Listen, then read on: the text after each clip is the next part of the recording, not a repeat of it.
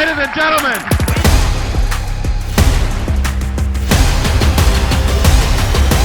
Naked, watch out! He's doing chips, and he's finished. Johnson! Get excited, everybody. This is amazing play.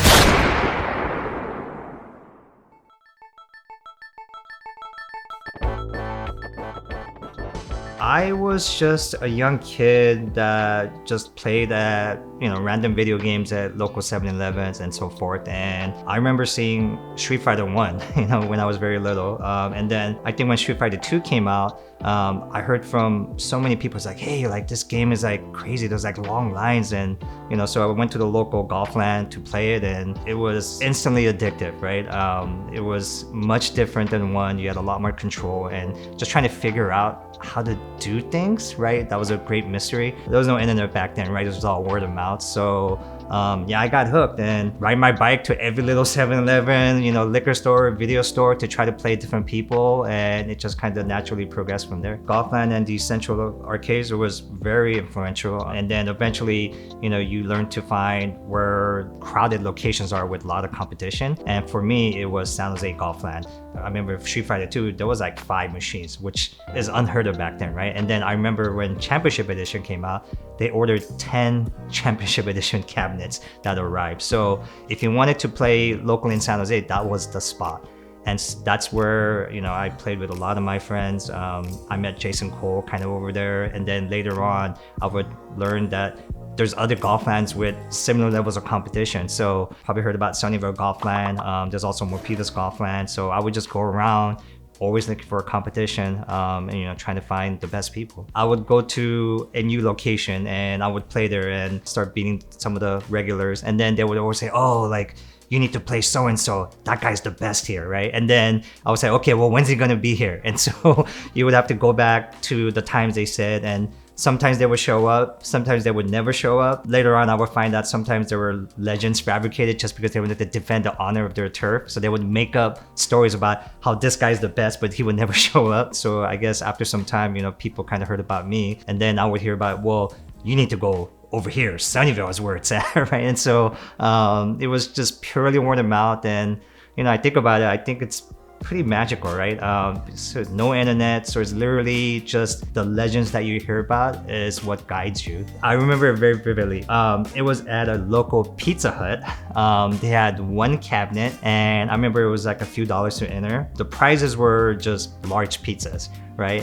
And I remember getting there, and basically every tournament match, you had to put in your own quarters to play. As soon as the match ended, the owner would shut off the machine and restarted because there was no event mode back then. Thinking back at it, he probably collected so much money from the coins and everything that more than paid for the pizzas. It was a smart move on his part. But yeah, that was my very first tournament. I didn't do very well. I saw things that I never seen before, and yeah, like I said, I think I caught the bug. I would just want to find out everything about the game and, as become the best at it. Welcome to B3. The B series. So after, Street Fighter's been out for some time, and I think it was just at the start of the internet age where there was news forums called All Games Street Fighter 2. I guess it's kind of like the precursor to Shuriken.com. Those local legends that I've told you about, they would post about that. And the Cannons, having the foresight, they wanted to set up an event to kind of, hey, let's see if you could back up your claims, right? And so it was actually the Cannons, a few people organized the first B series. They called it Battle by the Bay simply because it was held in the Bay Area. I think at the time that was probably the biggest organized international event for Street Fighter at the time. And that's where I had epic finals against, Alex Valle. And the B series just kind of grew and grew to what you now know as Evolution Fighting Game Series. By the time that B3 happened, I pretty much made my way all across the Bay Area, went to all of the hot spots. I was kind of known in the Bay Area. So at B3, seeing players from like SoCal, Canada, like even Kuwait, which really surprised me, like just see the different levels of skill and the different styles, very eye-opening. Yeah, I think it was just a precursor, setting the stage and the tone for the growing level of competition, especially internationally. I think this international competition will be very common in the future. The wave of the future. Fortunately, I had good relationship with my good buddy boss, and there was also a guy named Cooney that spoke English. When they came out for the very first tournament in the US, which was B5, you know, kind of coordinating their travel over here. And then over the years, I would go to Japan many times, you know, just hanging out. And I remember going to dinner with Boss and Daigo. And at that point, Daigo hadn't been to US to compete in any events, right? Aside from the Alpha 3 kind of nationals. And kind of told him about, hey, like, you could win prize money, and which is not something that could be done in Japan due to laws. And so the following Evo, he showed up, and then after that, I remember specifically I had to borrow my sister's van because there was 9 Japanese players I had to transport around from the airport. And so yeah, I like to think I have a hand in kind of coordinating some of that activity. Always when you're growing any kind of community, right? You always want to look beyond just what you see in front of you. Obviously there's language barriers, but I could sit down and play Street Fighter with Daigo, who doesn't speak English, for hours and hours and just have a great time, right? You speak a common language, which is the passion that you share in this community and this competitive element. And so if we could get someone, you know, into the same room, it doesn't matter what language they speak. It doesn't matter what walk of life you're from, right? We got people in the scene that are hardcore nerd engineers to bodybuilders to rappers, all kinds of walks of life, but they all have the same shared interest and passion.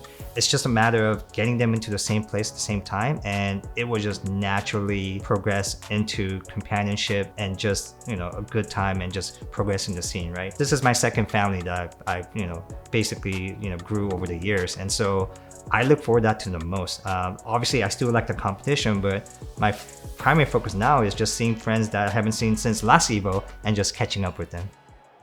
Welcome everybody back to Evolution 2024. It is my absolute pleasure to be here back again. I was part of the core Shuriken.com staff with myself. I was responsible for writing some of the tech and strategy articles. I also had some contacts in Japan, some of my friends, and they would kind of help, you know, provide this early insider kind of, you know, look at some of the technology over there. So I was kind of officially a part of the Shuriken.com crew in the early years. And so I remember being in one of the IRC chats with Tom and other people, and it's like, okay, well, we need a new name instead of the B series. And there was a few names thrown around, and Tom was like, okay, well, I guess I'm gonna go with Evolution if nobody opposes, and the name Evolution was born, right? Tom had the incredible foresight to see that, hey, this is evolving. So Evolution first came around, I worked with them to coordinate, you know, getting some of the arcade cabinets. I borrowed my sister's van, I would pick them up from the airport, I would transport them back and forth, especially because, you know, when in California, there was no Uber or cab, so it's really hard to get around. So I kind of had to coordinate all of that. And then eventually I kind of started stepping away from that when it got to Vegas level. It's, you know, it's pretty self-sufficient, they could just do it on their own. But yeah, I was heavily involved in the early years of Evolution with the team.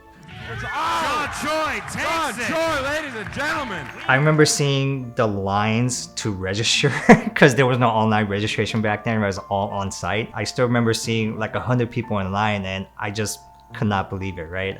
Going from the humble roots of local arcades to actually going to someplace like Vegas in like a casino and just hosting an event there. It was amazing. And then later on, as you know, we transitioned over to kind of consoles to be able to support that growth, because trying to pull in like 1,000 cabinets is just, you know, logistically very difficult. And so yeah, like I remember seeing the lines, and then the lines, you know, started kind of going away as we got with technology, online registration. When you see the grassroots and seeing like tournaments with 20 people and being surprised, wow, this tournament's huge, to go to like 2,000 plus, right? It's very exciting. Winner of this match, the winner of this, matchup, will be the first person in Evo history to win 2 tournaments in the same year. I was born and raised in South Korea. I immigrated with my family when I was about 10. My dad was working overseas in the States doing construction, and he saw the good American life, so we immigrated like a lot of Asian families. It was a little bit tough during the transition. We didn't know the culture, we didn't know the language. Took me a few years to learn English, so I started out in martial arts, wrestling, and then eventually kind of focusing on Street Fighter as kind of, you know, letting out my aggression. Then I think once I kind of settled into the culture, just been Bay Area native for the last 30 years or so. But he represented Team Korea in judo when he was young, and he was also a very accomplished Greco-Roman wrestler.